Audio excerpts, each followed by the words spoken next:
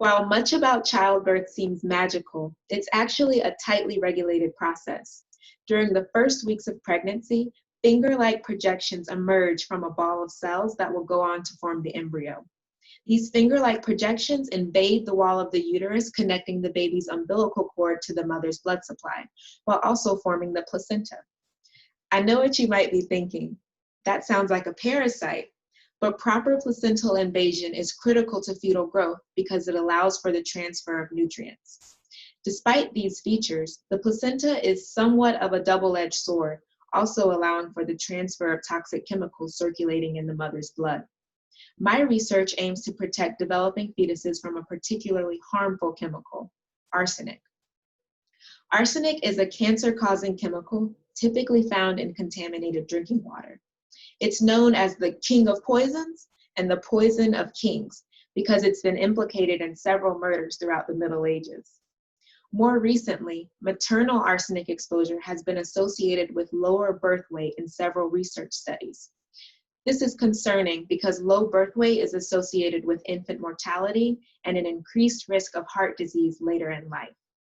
Arsenic disrupts placental invasion of the uterine wall and challenges the ability of the body to perform other processes that are critical for fetal growth.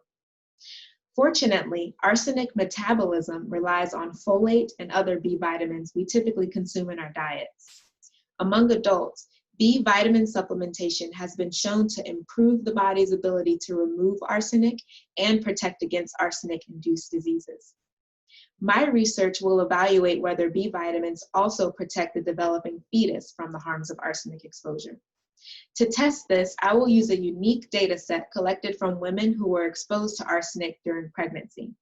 Using statistical modeling approaches, I will evaluate whether the negative association between maternal levels of arsenic exposure and infant birth weight are attenuated or completely diminished by higher levels of B vitamin in the mother's blood.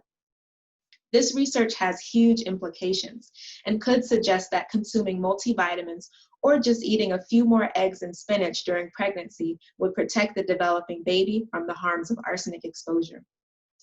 Globally, hundreds of millions are exposed to arsenic through contaminated drinking water. This includes people living here in North Carolina, where arsenic has been measured in drinking water at levels exceeding government regulations.